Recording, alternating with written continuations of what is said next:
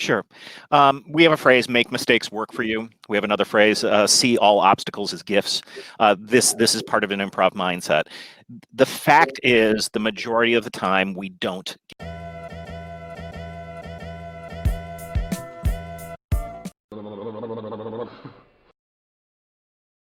Welcome back, everybody, to the Strategy Show. I'm your host, Severino. Today, our guest is a longtime creative executive at the Second City, who co-leads the Second Science Project, an initiative started at the University of Chicago, analyzing behavioral science through the lens of improvisation.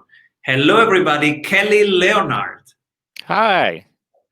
So cool to have you here, Kelly, because improvisation is something that we really need in this funky year.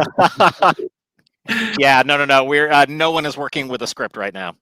So where are you right now? I'm in Chicago, in the attic of my home on the Northwest Side, and my wife, who is also works at Second City and teaches college. We're doing lots of Zoom classes and webinars and keynotes. It's kind of amazing how we actually have been able to pivot from this work, which was basically exclusively live, into these new formats. Not perfect, as we say, which is why, if you have an improv mindset, I think you can find a bit more resilience than other people who are struggling in this new world.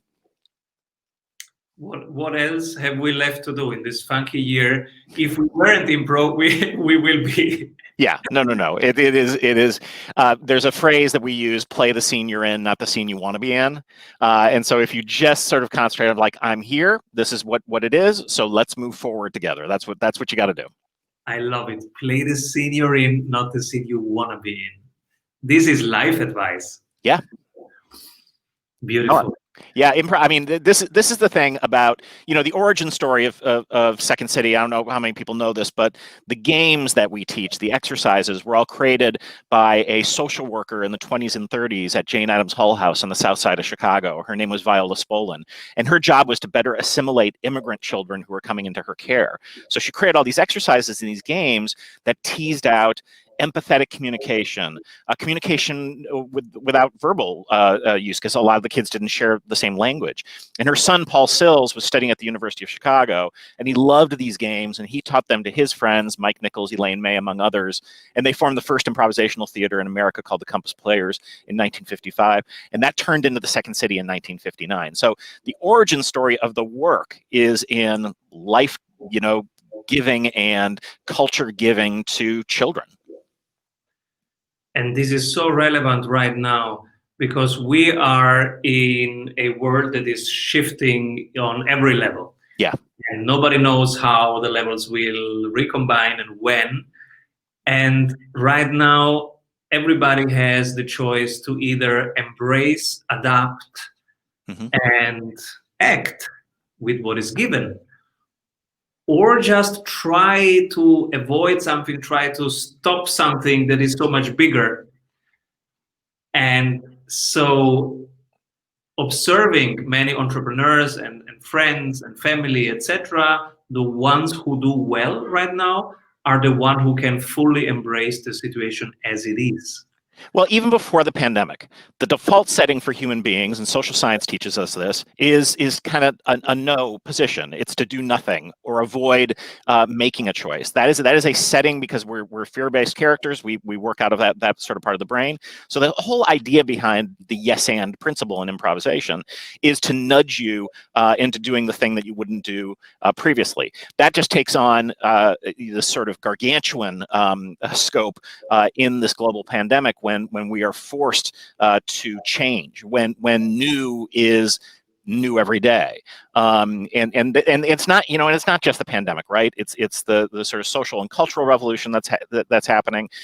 It's dealing with the income inequality that's been rising over years. I mean, we haven't been doing it right, and the business books have been telling us this, and the scientists have been telling us this, and now we have a reckoning, and frankly, that reckoning is an opportunity. Because if we can and sort of embrace this idea of focus on change and appreciating difference and growing and adapting together, we have an opportunity to make the world a lot better of a place than it is right now.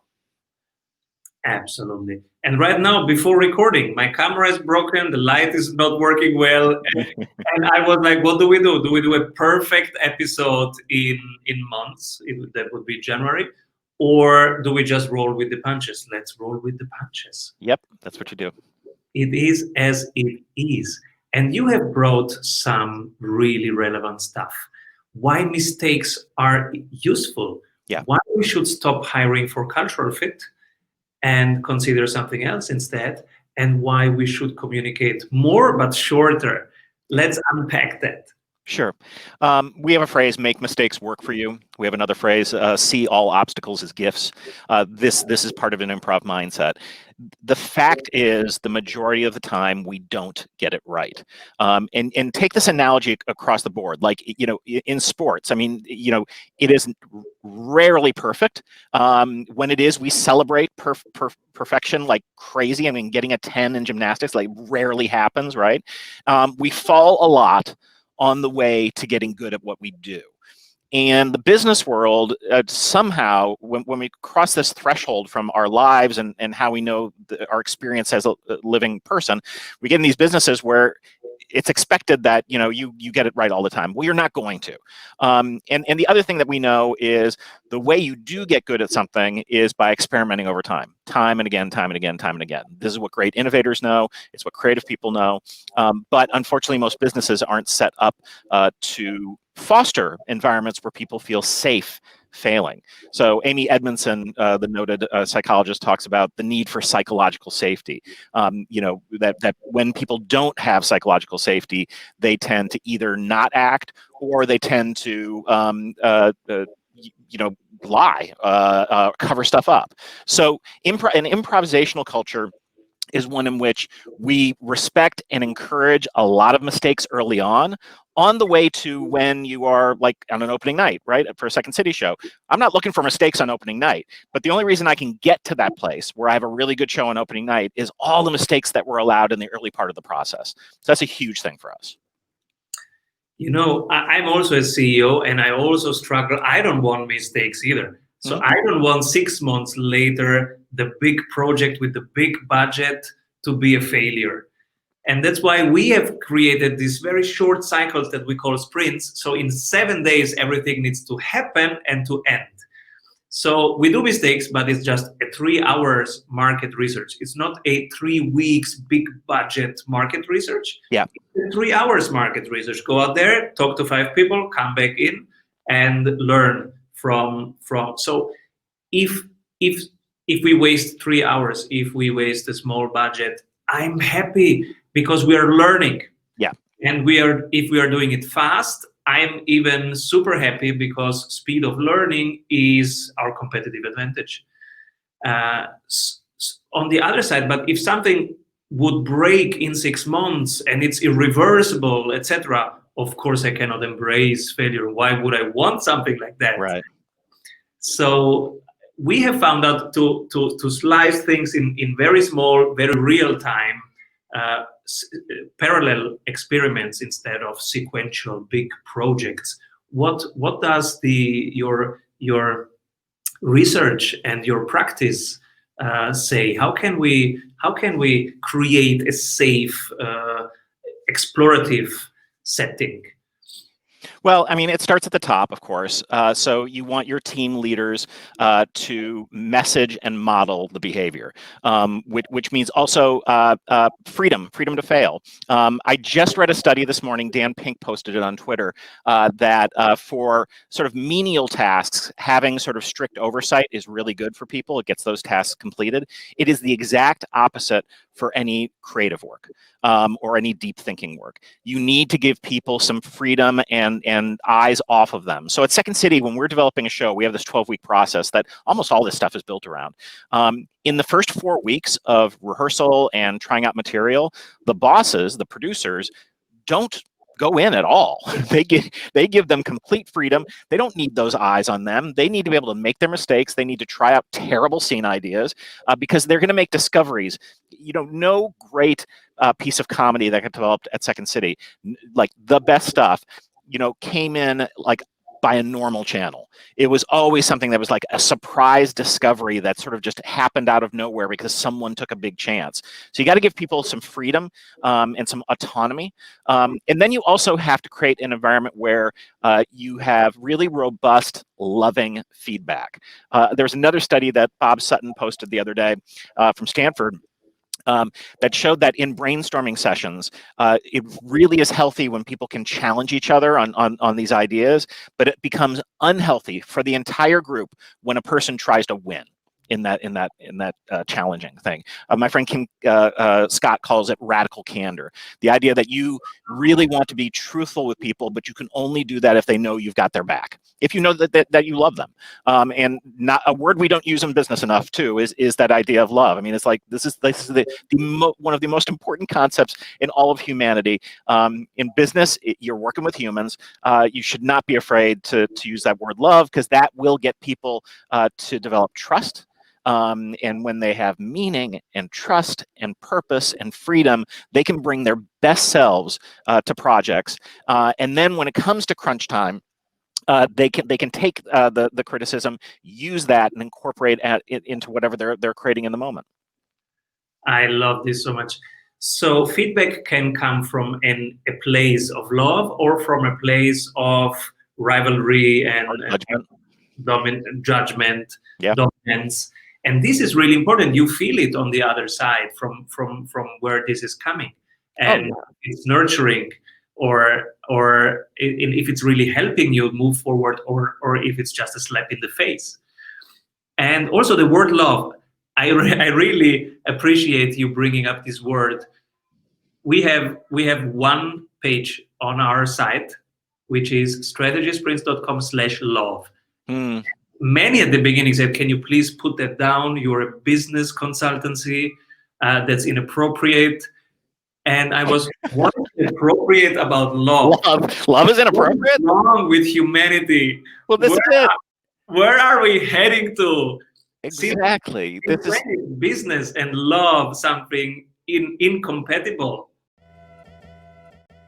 You want to make your sales more repeatable and reliable? Do you want to have less volatility and more growth in your revenue per month? At Strategy Sprints, we do only one thing: strategy in sprints. Strategy means having more revenue through a better offer. In sprints means having more energy in your team every week. Check out if your ROI is as high as it is for most service-based and online businesses and startups we work with, which is over 100%. You can see it in just 15 minutes by going to strategysprints.com/sales and completing our online exercise to know what your ROI would be with our accelerator program. We are ready to sprint. Are you? So, and it's hilarious because, right, data and science teaches us that, let's just talk from sales, that if you're trying to sell someone, you're going to need to basically prey on their emotions, right?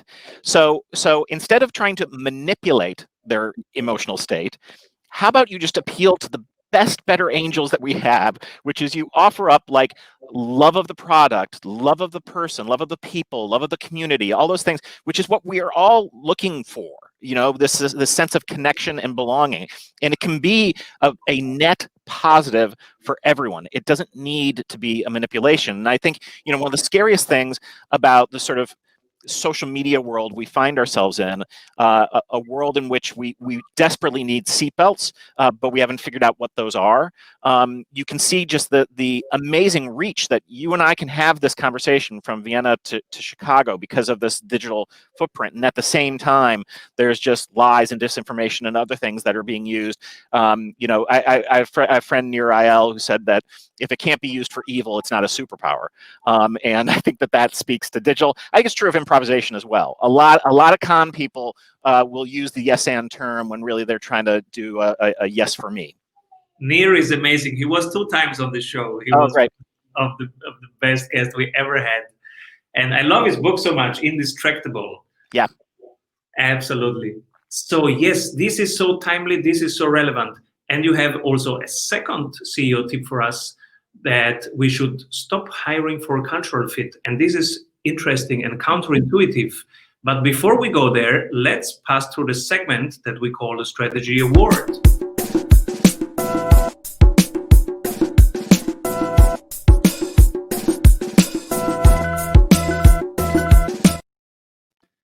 If you could pick only one person, Kelly, who is doing things differently, when everybody zigs, they are zagging, but they're doing the right thing from your perspective, who is this person? All right. I had 3 people, but I just have to do one, right? You can do 3. I can do 3. There are 3 women, all comic performers, writers, some produce, who I worked with at Second City. They are 3 Black women who are doing incredible work. Tawny Newsome, Nicole Thurman, and Ashley Nicole Black. What they are doing is they've taken over, whether it's Twitter or Instagram, they are presenting their truth, their hilarious viewpoints on the world and politics and culture, and they've been able to sort of generate their own audience. They don't need a middle person because they are now, because of the sort of the good part of social media, they have their own agency and their own voice. And then, like, Tawny just released an album, and she's so multidisciplined in her. She hosts a podcast called Yo, Is This Racist? And she's working on a Star Trek cartoon. All 3 of them are doing incredible work, and it's so gratifying because at Second City, you know, these folks come in very young, and they're really just sort of honing their skills, and you hopefully see something in them, and then to see, you know, a decade later, they're, you know, at the leading cutting edge of creativity and entertainment, is really terrific. And the fact that it's 3 Black women as well, I think, is just a testament to the place we are now and the place we need to be. And it also fits very well to your second CEO tip. We should stop hiring for cultural fit and do something else instead. Yeah. So I was the guy early on in my career at Second City when there was a major hire, and not just for the stage, like for the business, that I was the culture guy. I would come in and be like, is this person going to fit in culturally? It took me many years later to realize that that was stupid and dangerous, and because we are victims to our own biases.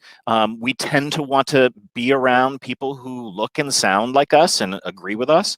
But the more you have a company that has a bunch of people who look and sound like we do, you lose any sense of diversity, you lose a sense of equity, you also lose truth, because the truth is multidimensional and it's more than just my experiences. So ironically, this is something we never did on the stages. On the stages at Second City, we have casts of 6, and we hire for people who are truly diverse from one another. It's like if you were building a football team, a soccer team. You know, you're not going to have a bunch of center forwards. You need a goalie, you need a striker, you need a fullback. You know, so you cast appropriately, but we didn't translate that well at Second City to the business side. We did it on the creative side. Hopefully we're getting better about it now. But yeah, hiring for cultural fit is a huge mistake.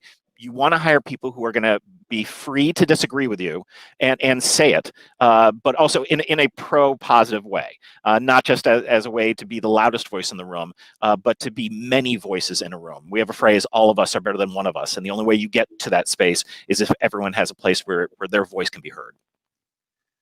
Talking to you, who come from Second City and is researching on improv, I remember that one of my favorite books for years was Keith Johnstone, Yep. Improv for Storytellers. Mm-hmm.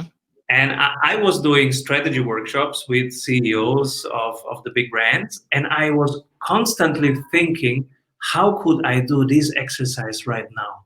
How can I try that here right now? So I'm curious, what are professional books that you find inspiring? So I thought about this because I knew you were going to ask. There's 3 books that sort of came to mind when I looked at this. One is a book called You're It: Crisis, Change, and How to Lead When It Matters Most. And that's by Eric McNulty and a bunch of his Harvard colleagues. This is a book about, you know, what really is effective in great times of change. This was written well before a hint of the pandemic. I interviewed Eric for my podcast about 2 years ago, but I remember reading this book, and like every single chapter, I'd be reading out loud to someone like, "You've got to hear this." They studied the Boston Marathon bombing, and the fact that one of the reasons that the response was so effective was the level of practice all the different groups in Boston had, because there's so many festivals and other events and, you know, bicentennials and things like that. So in Boston, for years, the various entities, fire department, police, collaborated because they had these big scale events. So they needed to be able to understand how to mesh and work together. And when they went and asked, like, well, who was in charge? No one. There wasn't one person in charge. It was classic decentralized responsibility. Everyone was responsible for their stuff, and they all worked together and knew how to communicate well. And that's why the response to that you know, tragic incident actually worked seamlessly. So that book is terrific. Another one I want to recommend is See No Stranger by Valerie Kaur. Valerie is a Sikh activist, a lawyer, a filmmaker. This is her memoir about growing up Sikh in California in a rural farming town. Her in the response of 9/11 and the incredible damage that was done in the Sikh community, mistaking them for people who might be involved in this terrible terrorist bombing attack. The book is. And she calls for a thing called revolutionary love, and See No Stranger comes from that, which is if you can summon up the strength to see the other, whoever the other is, as having a mind, a soul, a body, as human, we have an opportunity to move forward in this world. And I think right now, right, what we're seeing is so many of us are choosing to not see the other as human. We're looking to block, we're looking to shun, we're looking to shame, and I just don't see how we collectively move forward in the complexity that is our world right now, victimized by climate change and other things, if we don't all work together. And then finally, Trampled by Unicorns, Maël Gavet, who is an amazing writer, and this is a book about tech and data and misogyny. And you start to look at the numbers of the big companies, the Apples, the Facebooks, the Microsofts, overwhelmingly white, Asian, and male, like 80%. And beyond that, if that isn't a bubble enough, the bubbles that they live in their locations where they work, where they don't have to go out to eat, they don't have to go out for dry cleaning. They're not talking to people who don't look and sound like them, and they all have a lot of money. So it also becomes like these sort of like self-proclaimed liberals who are also very much, why doesn't everyone just pull themselves up by their own bootstraps? Not seeing the devastation that exists in our cities. And so Maël's book was a huge wake-up call, and it's also really, really well written. So those are my three. Beautiful. And I'm even inspired by revolutionary love. So maybe I shouldn't stop at having /love on our website, but even thinking it further. Yeah. Because it was the results page. We needed a page with cases, you know. Yeah. And so many people write /cases, but I don't do cases. What is a case? I know people, and I care about some people, and I want to give them a voice. So these people, they care about somebody who cares, and they talk about it. That's for me /love. Yeah. And revolutionary is the twist that I also like about this discussion. Now, you have a third CEO tip for us. Communicate more, but shorter. So there's a lot of science around this idea, which is we are at our best when we sort of distribute our tasks throughout a day. So that if you've got sort of deep work to do, you do that for like 20 minutes or so, but then follow that up with like checking some emails, but then switch again. This is also a thing in athletics, right? You do sprints, you do rest. Rest is so crucially important to our bodies and our minds, and so these things aren't disconnected. They are happening in our bodies and in our minds all the time. So especially in the sort of world of Zoom communication or whatever you're on. The idea of having like 3-hour Zoom calls and you think something is going to get done is a huge mistake. But the idea of just then not doing any communication is an even worse mistake. So set up a 10-minute, 15-minute conversations 4 or 5 times a day with different people, check in with them multiple times during the week. You are going to better the communication at hand. People are going to get to it more quickly, but also the frequency will allow you to understand when the conversation's changed. Because that's the other thing about the time we're living in, which is what was true for us 6 months ago is not what was true for us 3 months ago, which is not what's true for us today. It is moving that fast. So the only way you have a good ground game and try to stay sort of on the edge or ahead, hopefully, is if you're in a steady, ongoing communication with everyone. Ron Heifetz at Harvard is a leadership expert. He talks about the need for leaders to be both on the dance floor and in the balcony and going back and forth. And so it's really crucial that you are talking at all levels of your organization, and you do that most effectively in short, quick, frequent bursts, not sort of long, 3-hour conversations once a month. On the dance floor and on the balcony, beautiful. So you had to switch from live on stage, like most people, to fully remote. Yeah.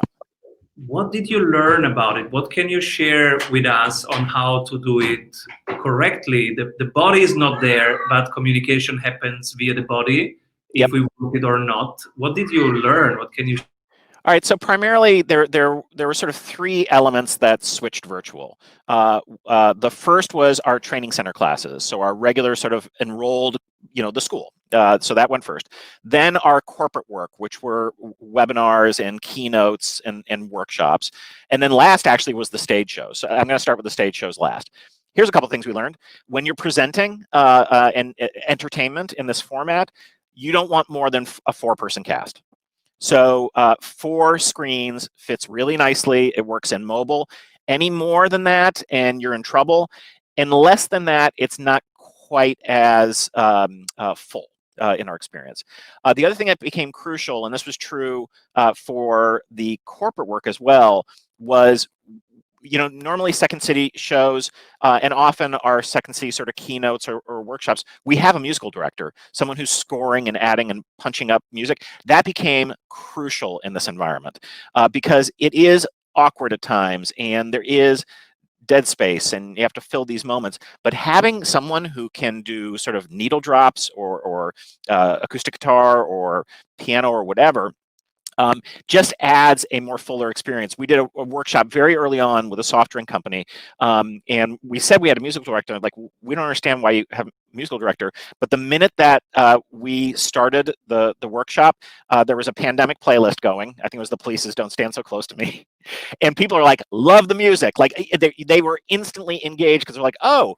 And then we got them up to move. We're like, use your space. You don't have to sit in this chair. So we actually we'll lead them through, follow me in the room, follow me, and then copy what I'm doing. And then people realize they're having this sort of experience that they didn't expect to have because it's not what happens on their normal calls. And then lastly, the other sort of pivot we learned is we took our various exercises. And at first I was like, I don't know how we're going to do this. But what you realize more and more is it just takes sometimes a slight pivot for you to be able to do and get across the same messages that seem so powerful in a room into this sort of online environment. And I want to share one with you if I can. We were doing a workshop on resilience. And I actually went to my wife and I'm like, what do you have in this area? She goes, oh, I've got a thing actually would work very well in this environment. The exercise is called WISH. And she created it. And so we said, everyone get out a piece of paper and you have a pen. Okay. Everyone write down a wish that they had of something they can't do right now that they want to do right now. So mine was like, go jump in the salt water in an ocean. Okay, now next column. Write down the emotion you think you'd feel if you got to do that thing. And I wrote down refreshed. If I could swim in the salt ocean, it would be refreshing. Okay, third column. Write down a thing you can do right now to experience that emotion. And I'm like, oh, okay, I could splash water on my face. I could go for a run or even a walk. I could go out in nature. There's actually a pretty long list. And the idea here is what you're trying to achieve is the emotional state, not necessarily the thing that you think you want. And we do have access to those emotional states. They are hopefully in our control. And so this was an exercise that just was like a huge aha moment for everyone who took it. And everyone started exchanging their ideas in the chat. It was like, oh, all the different things we can do. So I think, especially in this environment we're in, if we can create moments of abundance ourselves to understand that there are many choices, many ideas, many things at play, we are going to be much happier in sort of our day-to-day moments than maybe we were before we were thinking that we had any choices. Beautiful exercise. I will try this out.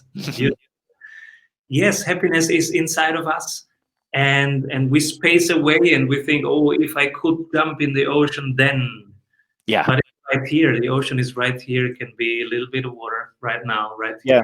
Well, we think about that, like if we only had the money and we only had the boat, if we only had the bigger, house or whatever, and it's like, that's not the stuff that matters in the long run.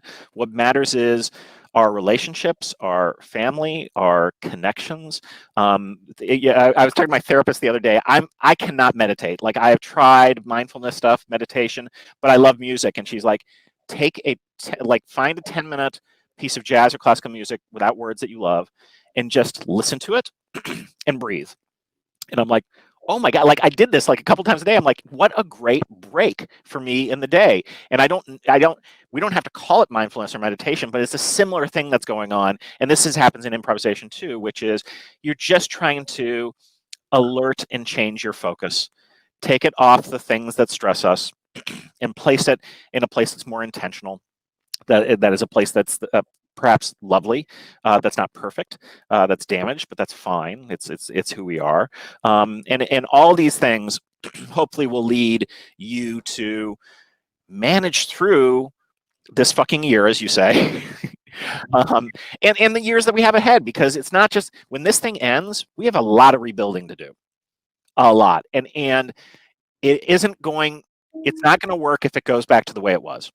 And I think we really need to come together, all of us, and recognize that and do the hard work that needs to be done to fix the things that weren't working. Absolutely. Kelly, who should be my next guest? I think you should talk to my friend Neil Stevenson. So Neil used to run the IDEO office in Chicago, and he's now a consultant. And I am lucky enough, like Neil had an interest in improv, and so we started collaborating on some stuff, and he does consultancy work right now. He just sent me this zine that he did, which is how to think about creative leadership. And I'm like, dude, this is so terrific. He has a whole thing on how you ask creative questions. And the first rule in asking a creative question is never start with why, but start with how. And and then just gives a list of these questions. And he talks about how can we be creative while working remotely? And some of his questions are, how could we share inspiration in a way that opens our minds? How can we collaborate around ideas? How can we help people enter different mindsets while looking at a screen? I mean, these are inspiring questions that can provoke collaborative answers, as opposed to things like, why aren't we making this environment more exciting? Why aren't you doing this? Which just is laced with judgment. And sometimes it is those simple, changes of phrase. Carol Dweck, who does the growth mindset work, often talks about, don't tell someone if they're working on a math problem they got it wrong. Say, not yet. You don't have it right yet. Not yet. And that's a subtle but important difference in terms of urging someone to move forward with their flawed, mistake-ridden self, and the other side of that, which is shut down because it's just all too hard. Absolutely. Kelly, where can people stay in touch with you? Where can they find you? All sorts of places. I'm on LinkedIn. I'm easy to find there. On Twitter, I'm KL Second City. And you can find me on there. And then if someone wants to just email me, kleonard@secondcity.com. Thank you so much for being here, Kelly. Thank you, Swan. Very, very nice to meet you. Bye-bye. We all know that working in sprints is better, but how do we know what we should work on? You're in luck, because we have a 15-minute exercise that will give you complete clarity on where to take your project next. Go to strategysprints.com/sales to complete our short exercise and meet one-on-one with an expert sprint coach to identify your number one bottleneck. Hey everyone, I hope you enjoyed that episode of The Strategy Show.